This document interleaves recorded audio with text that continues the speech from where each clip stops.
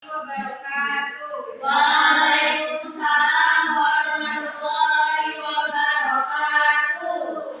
Selamat pagi anak-anak. Pagi, Bu.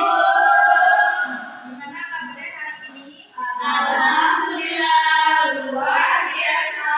Allahu Akbar.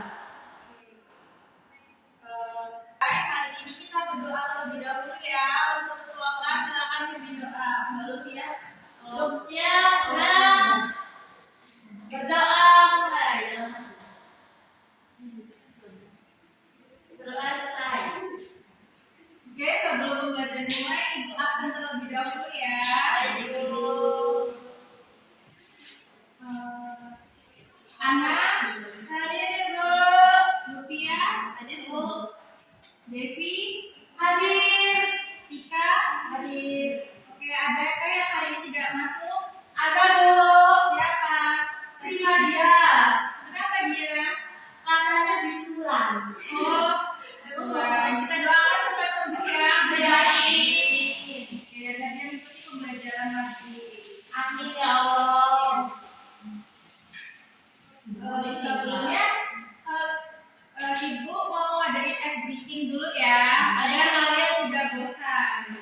Silakan berdiri. Berdiri, sebentar, berdiri. Oh ya.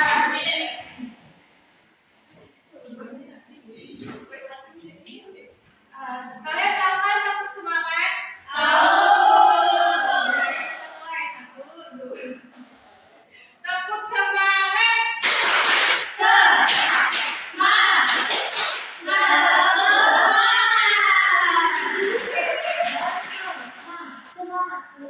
Yeay. Oke, sebelumnya kita mau belajar tentang teks anekdot. Kalian tahu nggak sih teks anekdot itu apa? Nah, teks anekdot itu berisi tentang sindiran atau humor yang lucu.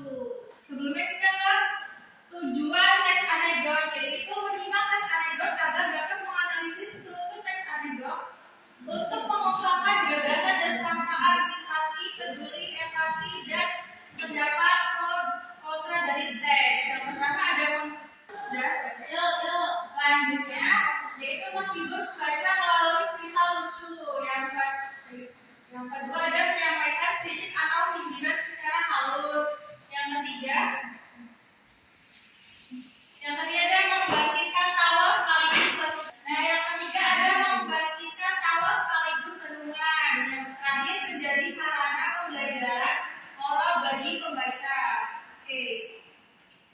Pengertian dari teks anekdot itu merupakan cerita mereka yang tidak harus berdasarkan pada kenyataan yang terjadi di masyarakat atau juga bisa terinspirasi dari kejadian nyata yang kemudian dijadikan dasar cerita lucu dengan menambahkan unsur rekaan. Anekdot dibuat sebagai salah satu bentuk penyadaran sosial yang menyampaikan realitas sosial dengan cara yang unik seperti sindiran atau kritik terhadap suatu hal, peristiwa, orang penting yang terjadi di tengah masyarakat. Ada ciri-ciri teks anekdot, yaitu ada 5. Yang pertama ada bersifat lucu, menggelitik dan menghibur. Yang kedua ada mengandung sindiran atau kritik terhadap suatu hal. Yang ketiga diangkat dari kejadian nyata atau dianggap nyata. Yang keempat ada menyampaikan tokoh tertentu dalam cerita. Yang kelima bersifat singkat, padat dan tidak bertele-tele. Kalian pernah melihat meme nggak? Pernah. Nah, di situ berisi sindiran dan kritik. Meme kayak gini seperti ini ya. Nih, udah. Nah, ini termasuk meme sindiran ya. Ya, Bu. Bagus ya, Bu. Ini ada jenis-jenis teks anekdot, ada 3. Kalau Mbak Devi silakan dibaca. Ya, yang pertama artikel menceritakan suatu hal atau tokoh faktual atau terkenal sehingga dalam ceritanya memiliki kejelasan tokoh, alur peristiwa dan latar. Yang kedua ada cerpen menceritakan suatu hal yang tugas atau tidak berbelit-belit agar pendengar atau pembaca lebih cepat mengerti isi lucu cerita tersebut. Dan yang terakhir ada teks dialog yang disajikan langsung dalam bentuk dialog dominan menggunakan kalimat Nah, jadi teks dialog itu tidak hanya berisi teks ya, bisa berbentuk bisa bentuk gambar, video, dan dialog. Oke.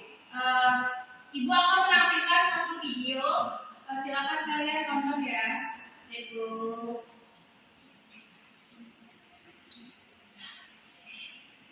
Skip dulu itu gimana? Komedi yang berisi tentang teks anekdot. Silakan kalian analisis ya. Ibu. Tuhan itu kalau ngasih ujian itu Silakan kalian tonton video dan analisis tentang stand-up komedi yang berisi tentang teks anekdot ya. Ya, apa kecepatan mobil tersebut. Ya anak mana tahu, kan belum pernah nyobain mobil. Tuhan itu kalau ngasih ujian itu tidak akan melebihi batas kemampuan apply-nya, ya kan? Tapi kalau guru kadang-kadang mesti ujian lebih kemampuan siswanya. Iya, ada contoh soal seperti ini, soal anak SD matematika. Sebuah mobil menempuh jarak 300 km dengan waktu 3 jam. Berapa kecepatan mobil tersebut? Ya, anak mana tahu, kan belum nyobain mobil. Jadi lakunya.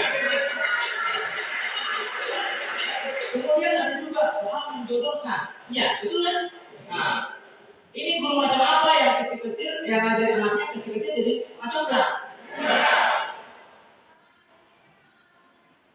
Nah, ini adalah video tentang teks stand-up comedy. Itu menyampaikan tentang kritikan yang dikemas dalam humor atau lelucon. Oke,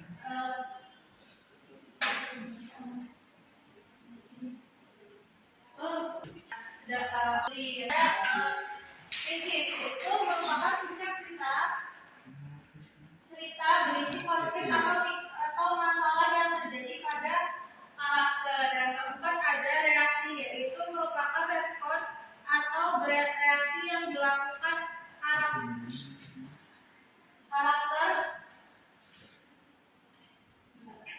Reaksi yaitu merupakan respon atau reaksi yang dilakukan karakter setelah menganalisis dan mengalami krisis. Yang kelima ada koda. Koda itu merupakan bagian penutup teks yang berisi manfaat atau kritik. Yang selanjutnya ada contoh teks anekdot. Nah ini menceritakan tentang macet karena razia. Baru dia silakan dibaca tentang contoh dari teks anekdot ini.